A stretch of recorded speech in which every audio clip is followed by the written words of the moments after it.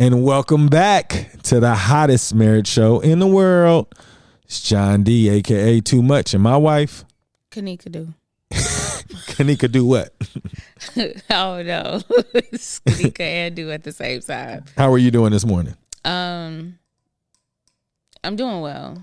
My mind is spinning right now thinking, but yeah, I'm doing well. You? I'm well.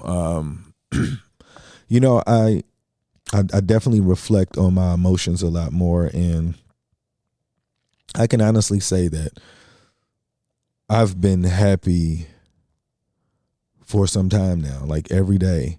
Like there are moments that kind of make me flustered or disappointed, but overall, I always find a way to enjoy the moment to learn from, because nobody wants to be sad, upset, or anything that can bring them down. But I feel like I'm understanding why those things happen, and I'm great. I really am. The question I wanted to ask you is, what is the best lie you have ever told? What's the best lie you ever told? I think I've already answered this question on wisdom, but the best lie I've ever told was the idea that I was living my life correctly. Like everything that I did that I wouldn't ever do today, I had multiple reasons why it was okay for me to do those things. And I wasn't doing it to get out of trouble. I was doing it for the understanding, like, hey, in order for me to get this, I have to do that. And when I see people do things and they're not thinking, I felt like, okay, that's wrong. But to me, I feel like a lot of things majority of things I did were calculated as I got older, because I thought I was supposed to live a particular life. And when I look back, I think about why I felt that way. And in the question I put,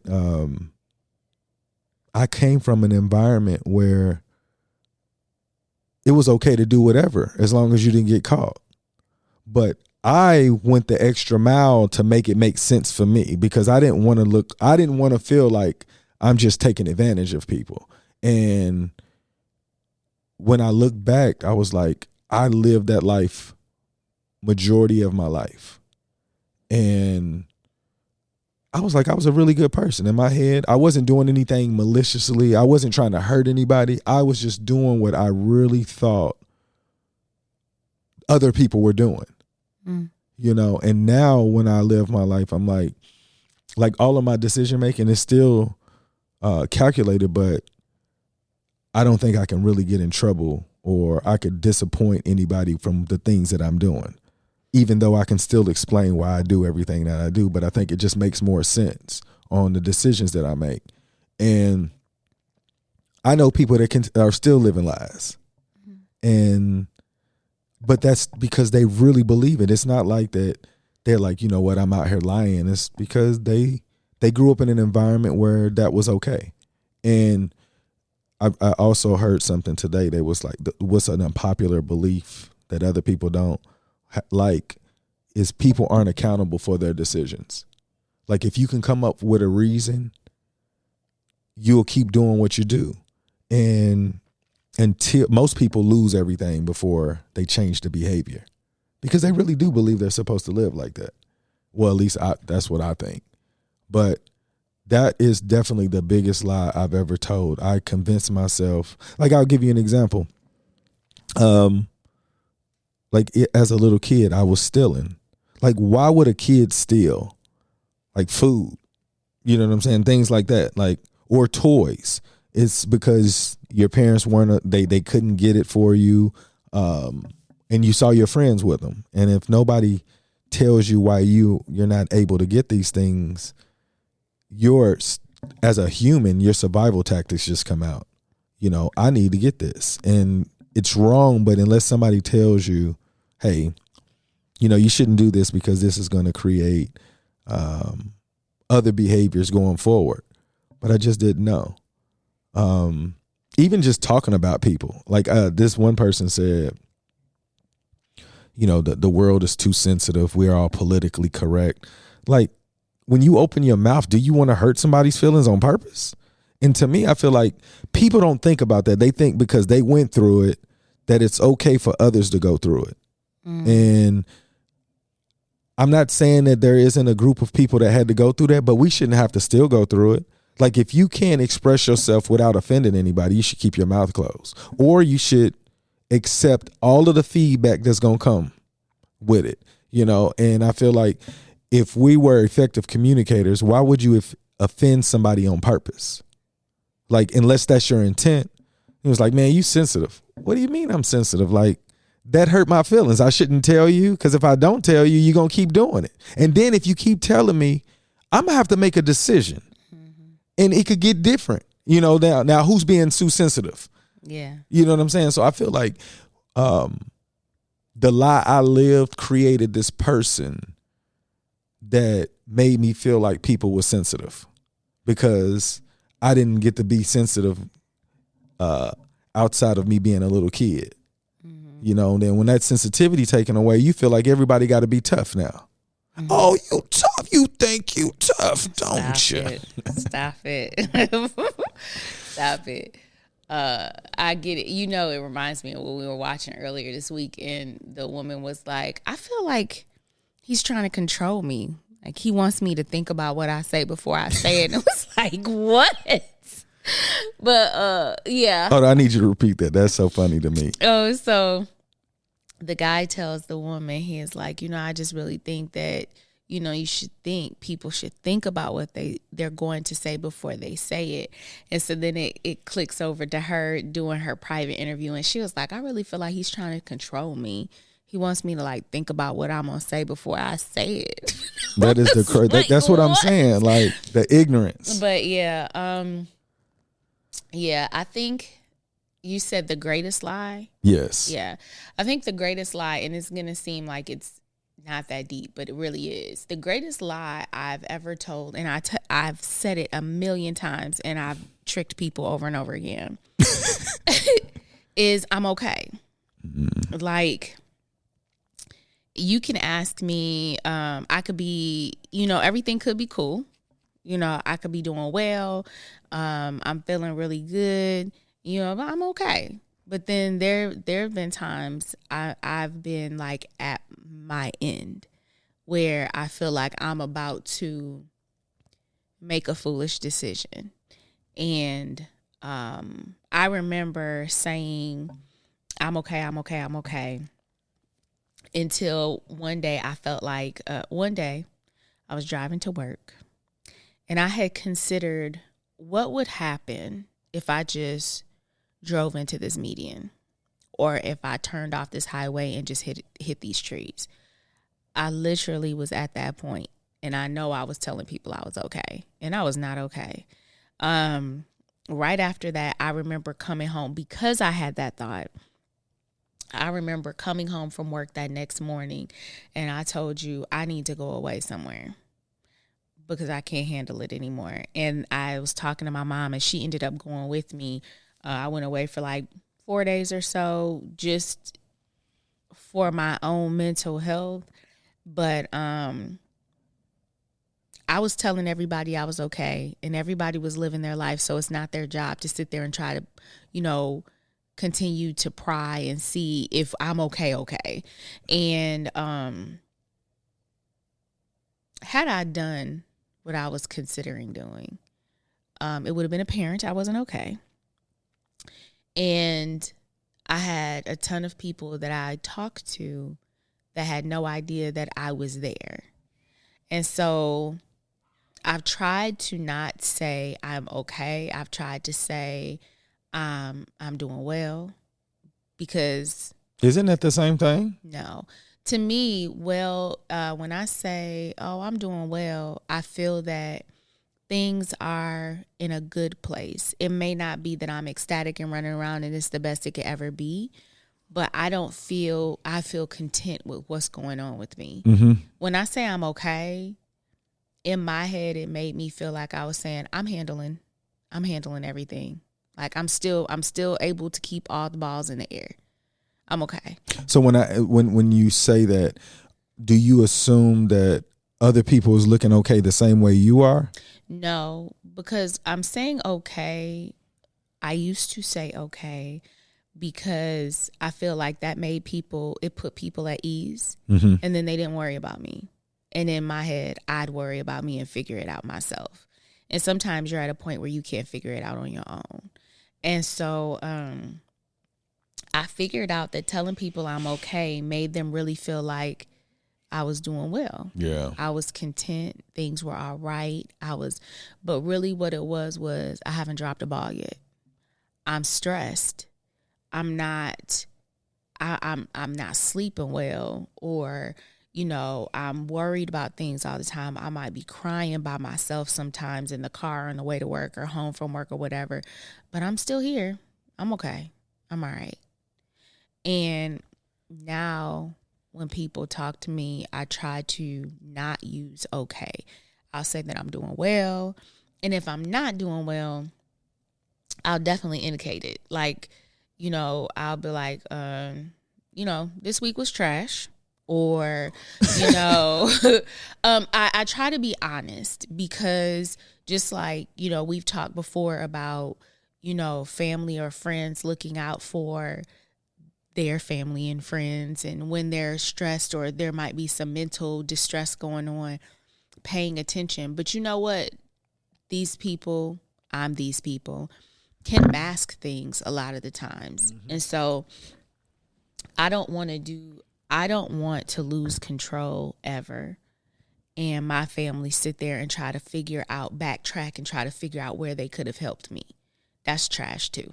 So I feel like at this point, sounds like you've become a lot more responsible for your emotions that people may not be aware of. Yeah, it's like, I started to look at it as, if my friend was struggling with something, I would want them to talk to me.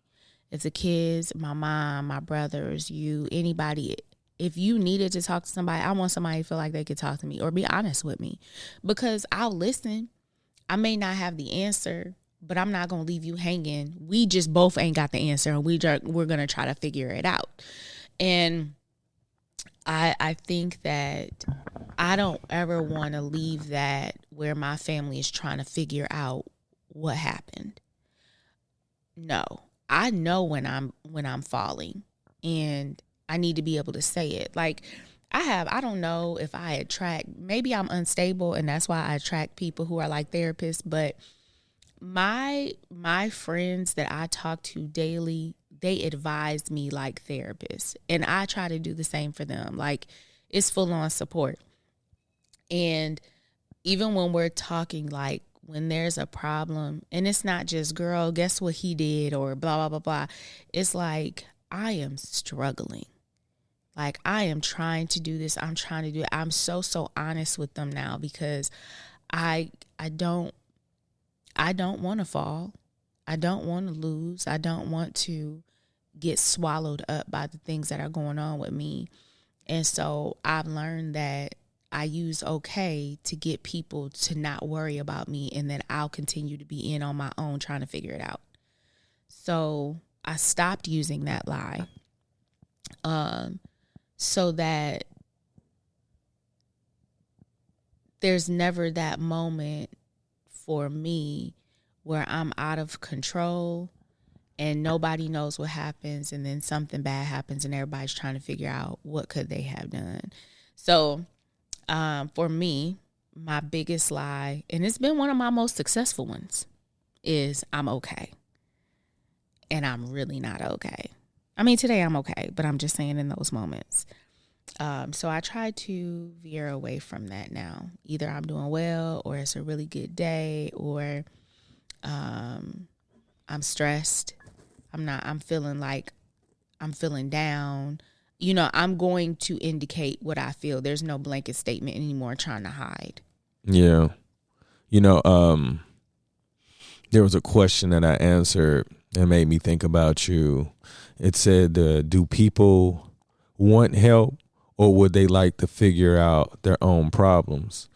And, through multiple conversations, I realized that people do want to figure out their own problems, and a lot of times they're just looking for a sounding board. And I notice that when I do have conversations with people, if I ask questions or repeat things that they can hear, they're allowed to hear what I'm hearing. And people would rather figure it out. It's like a more of a sense of accomplishment, like I heard it. But if you tell somebody, a lot of times it's in language where it looks too difficult, or they don't want to hear it because they already know what they're supposed to do. So in order to be a better husband to you, I don't know when it'll happen, but when you are in those moments, I hope that I can be whatever it is outside of me always coming up with suggestions for you to get over whatever it is. Because, you know, I've reflected on a lot of the conversations we've had, and I think about you always saying, you know, stop giving unsolicited advice or forcing me into conversations that, you know, I don't want to participate in. And it's like, I think I'm getting better because we don't have as many disagreements or misunderstandings as we used to. And I believe that we still talk a lot, you know, so I feel like I'm actually learning. And when I say learning, I'm not saying you're not improving either, but I know that a lot of the problems we had before was because of me thinking I knew everything. And I'm not saying that's changed at all, but my presentation looks different, or I want it to look different, because at the end of the day, nobody wants to get information from somebody who thinks they know everything, or at least sound like it. You know what I'm saying? Well, and I agree. Sometimes I do say things not because I want your advice, but just so I can hear it out in the atmosphere. Once you put the words out there, you can process it differently than letting it jumble all in your head. With, like, it was something you said, somebody told you, when you have a problem, write it down. Yeah. Because, you know, that problem is jumbling in my head along with all the other problems. So how you going to be able to sort out one thing? Yeah. But I also think that some people, it's not that they want to solve it on their own. It's this thought. And it's always a lie, I think. But it's this thought that you don't want to inconvenience somebody else with your problem. You don't want to, you know, bother somebody. I'm not going to bother them. They got all this stuff that they're dealing with. But sometimes people don't want to inconvenience others with their problem. They feel like they're imposing on them. And is that what you felt? Yeah, sometimes I feel like that's how it is. Like, you know, there are things that I understand what needs to be done. I know what I should be doing. I'm not going to be bothering y'all with that because I already know. I just need to stop whatever I'm doing and get it done. Sometimes it's like that. Or when you feel so overwhelmed, you can barely even get your thoughts organized enough. So sometimes when I say things, the first time I say it about how I feel is not exactly right. Like, I have to keep going through and finding the right words and refining what I have to say before I get to the real problem, because it's all jumbled up in my head, right? Yeah. And so if you're sitting here thinking, I can't even explain, or I don't even understand how to make this make sense, you don't want to have somebody sitting there with you while you're trying to figure it out. You feel like you're wasting their time. You're imposing on them, and they got other things they need to worry about, and they got this and they got that. And the truth of the matter is, like, people, I don't think I've ever found anybody who wasn't willing to drop everything and talk to me about what I needed when I needed it. There's never been a time that I've interacted with anybody that has been where I'm imposing on them. So, but it's something in my head that says that. You know what I'm saying? But if one of my friends felt the way that I was feeling at that moment, I would want them to feel like they could come to me, and it don't matter.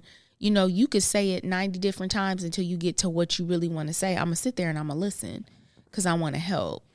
It's weird because it's the idea of, I don't want to bother anybody else, but you definitely have the love and the want for, it's like you love people enough where you don't want to bother them and you want them to be okay and not worry about you. But if they're going through the same thing, you love them enough where you want them to be able to run to you and not have to go through it alone. It's weird. What have you ever thought about where that came from? Because I'm listening to you, and I was complete opposite. Everybody said I talk too much. Yeah. Like, to me, I felt like, shoot, I couldn't figure this out. I need somebody else. And then I promise I've heard that more than anything. When I talk about things that was tough for me on trying to make decisions, people's like, man, you be telling too many people your business. I'm like, well, I don't have no damn answers and you don't have it either. So what am I supposed to do? Just keep it. So to me, I felt like if you were my friend, you could listen to it. Mm-hmm. And to me, I know I used friend loosely, but at the end of the day, I felt like the further you're away, the less likely you're going to be biased on what you think is probably the most appropriate thing to do. Does that make sense? Yeah. And so listening to you, I do know that, because we talked about this with the kids, like, you know, we would want them to tell us everything, but we didn't tell our parents everything. Right. Because we were scared of whatever reason, but it never was to the point where we felt like I have to tell them this so I can get the best decision. So, but I think another thing that we also did was we were trying to expose our kids to a number of different adults that we trusted. They may not see everything the way that we see it, but being able to say, if you don't feel comfortable saying it to me, you still have this person, you know, or you have this person. And unfortunately, because of how we've kind of bounced around traveling and living in different places, they haven't been able to establish the closeness with these particular individuals the way we would like. But the goal was really to create a village. Yeah. And there were things like we had conversations with their godparents in different times. And I know one of the things that I didn't mind is you don't have to tell me everything that y'all talk about. As long as they're not going to hurt themselves. Like, there are some things that you need to maintain that confidentiality with them so that they can feel comfortable talking to you and you giving advice. But I don't feel that that's the whole point of saying I've carefully curated these people that I trust. Their mindset, I know they love my kids. I know they know who we are. So I know they wouldn't tell them to do something so completely outlandish that we would be like, what the fuck? You know what I'm saying? Mm-hmm. And so there's a certain level of comfort I want the kids to feel. Like, I can't talk to my parents, but I do need guidance. I don't ever want them to feel like they can't talk to us.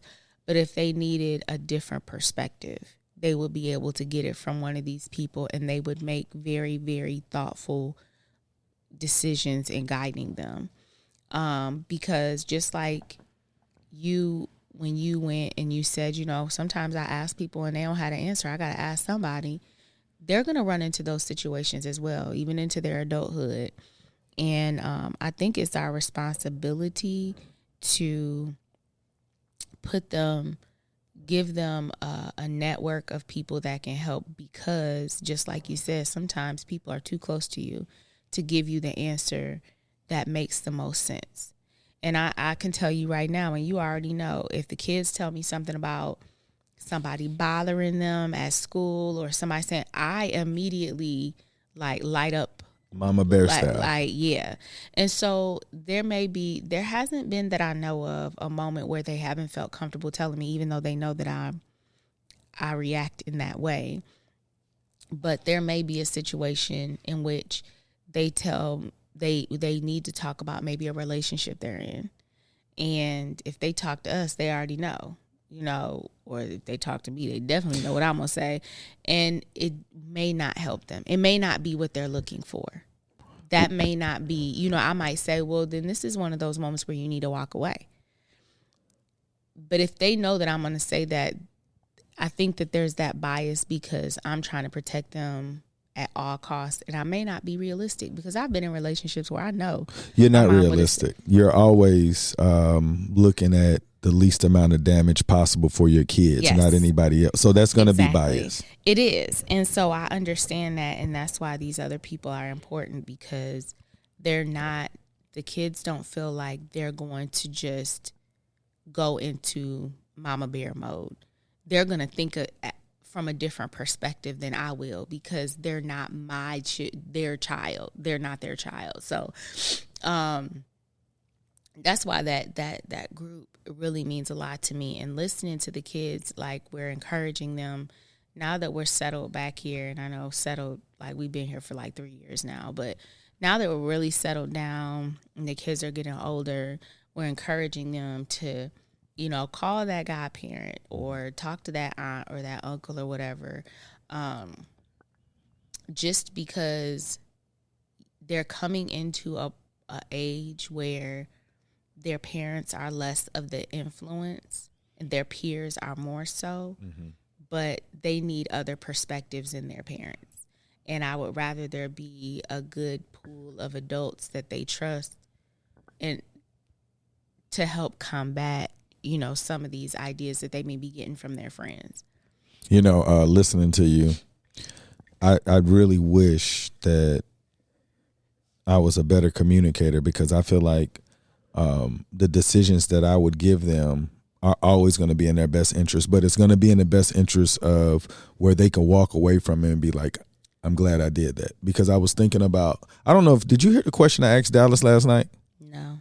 I said, Dallas, if I was driving and I killed somebody, do you think if I had enough money to get a lawyer that I would try to get out of the consequence?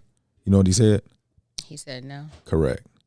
And I was like, I'm glad you think like that, because at the end of the day, I feel like integrity is real.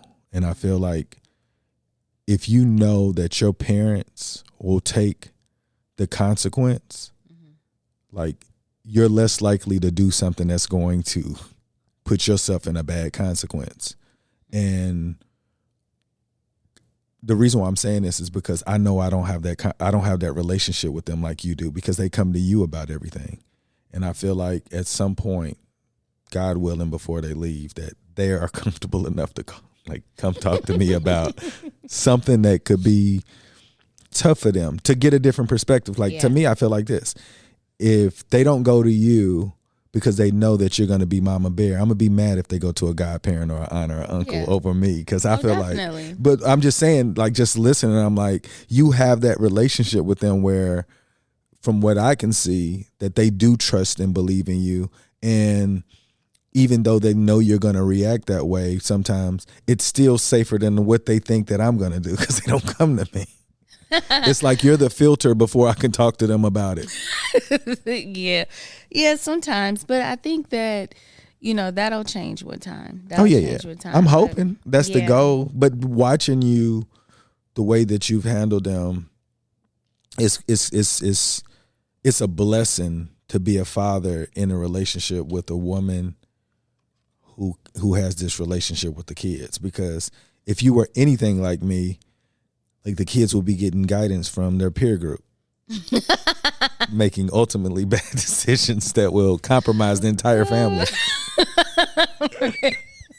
For real. So I want to thank you for just having that mind to be able to create the relationship with them, because I was telling you, like, teaching now, I got these kids that are confiding in me, and I know that they haven't told their parents because their parents will kill them. And now the kids aren't in trouble. It's just the exposure that they have. They should not be around, and they should be definitely talking to somebody who's in their best interest. Right. It's like, hey, you do need to look at this. Don't look at that. If you look at this, this is the reason. This is what's possible that could happen. So I feel like if we don't learn how to talk to the youth, like, they're going to still be making bonehead decisions, because their peer group are the ones that they're going to get the information from. And we typically do what our environment does. Agreed. Yeah. So thank you so much for being so awesome. Aw, you're welcome. Yeah. Well, I appreciate that you do offer a different perspective. So what I will say is, even if the kids come to me, once they're done talking to me, they already know I'm gonna sit down with you. They do, and that's what I say. Like they're comfortable enough that you can talk to me, and then I can go talk to them. Yeah, and then and that may be the case. Like you may go talk to them on your own, or we may all talk together. But like they're gonna get both perspectives. Regardless. Yeah. But reason why I said it, because I know that some kids will be like, you told them? I know. And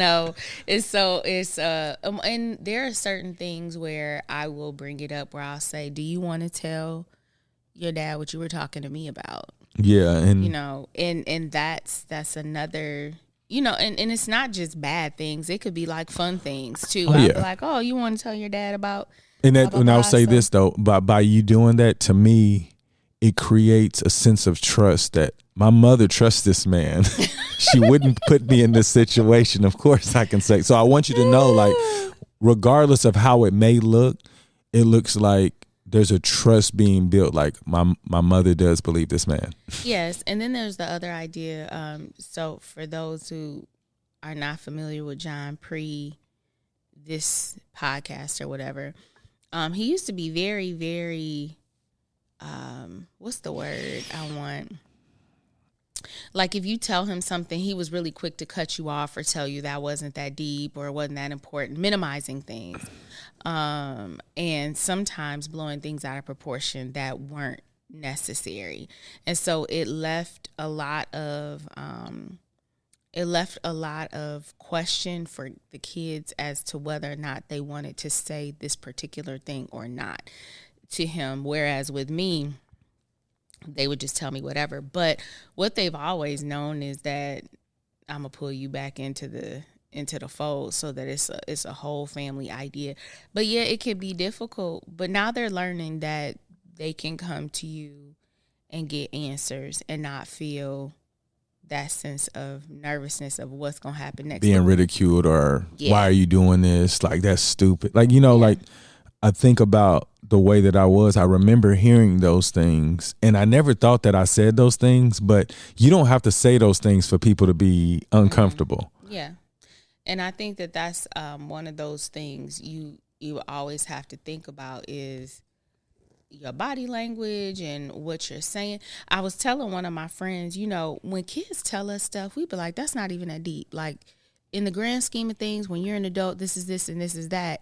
Like, this isn't even important. And that's not helpful because you have to think you're looking at that because of your decades of experience. Yeah. And their little 13, 14, 15 That's real deal business. Hey, this is the next level stuff. Somebody just died in comparison. Yeah, that's for real. So with us, it's like, that's nothing.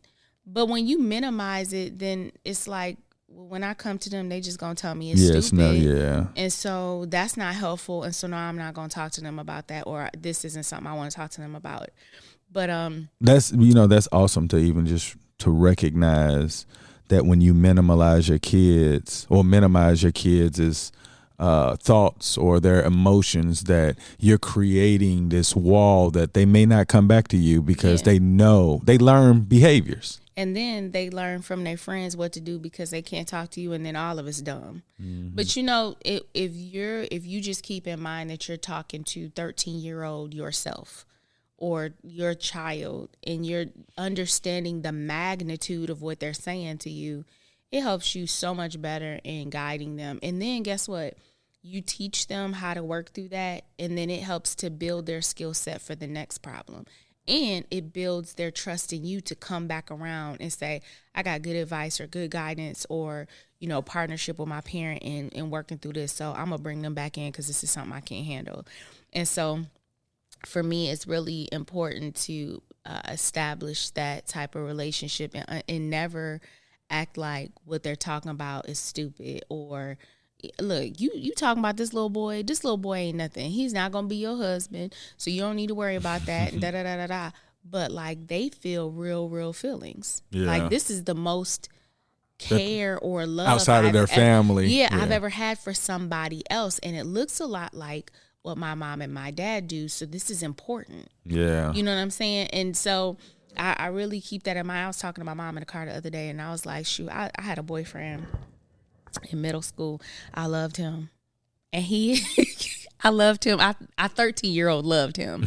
And he gave me a necklace, and my mom made me give that necklace back. And when I say I was so hurt, and then he gave me another necklace, and then I hid that one and I kept it. But until I got mad at him and we broke up, and then I threw it out in the alley, and I told him I threw that out in the alley. I don't even know how much he spent on it. It was probably $14. But the point is, it was strong. Like, my feelings were strong. And when my mom was like, you don't need to be accepting no gifts from no little boy, give it back. Like, she didn't understand, but Mom, you know, as a parent during that time, for her to be better so you wouldn't have to go through that, she was supposed to elaborate more on why she said it that way. But, you know, as a parent, you don't know that you got to like say these things. It's just like, look, I know better. You'll understand when you get older. Well, I need to know now. Because, and you know, that's another thing. Culturally, we're on that whole do as I say. And you don't know, I'm an adult and you're just a kid, so you don't know. But the thing is that then you don't prepare them to think in steps of complexity to lead them up to the point. And then when they're 18, be like, you grown now. Yeah. Figure that thing out. And you be like, but hold on. I've been riding with training wheels the entire time, and you wouldn't let me take them off. You wouldn't teach me how to ride with two wheels. And then 18, you just telling me to figure it out. That's crazy. Yeah. You know what I'm saying? There's a missing part in here. And I think that but it's all because people are products of the previous generation. And I've said this a number of times. My mom would be like, we didn't ask those questions. There wasn't a lot of discussion. They give you direction and you do it. Yeah. And so that was the expectation. But as we move on, the generations become more why. But why? But explain it so I understand it. I need to and I really do believe that in talking to, and this isn't just parents, these are like aunts and uncles and teachers, and just like with people that you're coming in contact with, like, you got to meet them where they are.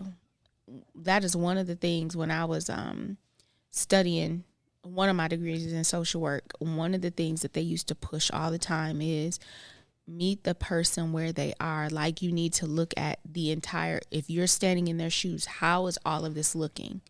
So that you can help them navigate out of it effectively. But if you're just looking at it from your perspective, you don't know, what turns and what doors are in there. What we don't know. Yeah. So you have to be able to go where they are. You're standing next to them and you're looking at this problem 360 the way they're looking at it. So then you can say, okay, I'm processing everything you're talking about.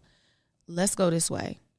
I'm not choosing that way because of this. So I'm going to tell you, I think this is what we should be doing, because it really helps them to start to look and process the things around them and effectively be able to make decisions. We can't make all the decisions for them and tell them they a kid and we going to do this and we going to do that. And then when they turn 18, which is some magical number for people, then all of a sudden you should know what you're doing. Yeah, that's crazy. It's absurd. But, I think that another 100 years, there'll be a population of parents that believe in explaining to their kids. So I just hate that, we had to be the cycle breakers, because to me, I feel like if I would have learned, if any kid would have had parents that was able to be clear and concise about, certain things, this will happen. I mean, kids will make better decisions, But I think every generation is a cycle breaker. I feel like there are things that my mom used to describe growing up, what she would see that she would not do. And it impacted me in how I saw things. I think we are definitely breaking cycles in regards to parenting.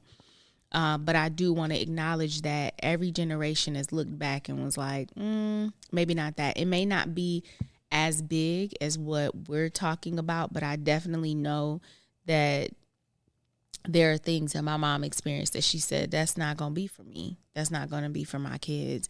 And I truly, probably prematurely, I want to give a shout out to everybody who says, I'm going to take a different path, rather than taking the path that you've seen and you think that, like, don't take the well-worn path. If you know that something about that path has led you in a wrong way or made you feel like you were ill-equipped for life, then find another path that may not be as well-worn. I think the problem with that is that people select a path that's been worn because they know they're going to get more help from it. Like if you go to a path that's less worn, you may not be able to talk to anybody because I told you shouldn't have went that way, or at least that's the way that I'm looking at it. And I highly recommend that the less worn path will always, if you complete it, you'll be happier than going the way that everybody else is going. So definitely shout out to all of you who are taking paths that are less worn, and hopefully you have enough resources to come out of there stellar and lead by example for whoever's watching. Yeah. Anybody you want to give a shout out before we get out of here? Just those people. For real. Shout out to you guys. And I do want you guys to know, we know how difficult it can be because, everybody's life is difficult. But those of you that don't have the resources or the guidance and you're still finding a way, you have a couple people here that's sending prayers for more doors or opportunities to open up for the walk that you've decided to take, because the walk is well worth it. Shout out to you guys. Y'all make today better than yesterday. Don't worry about anything you can't control. GATA, get after that action, or that action will get after you. Be great on purpose. Boom.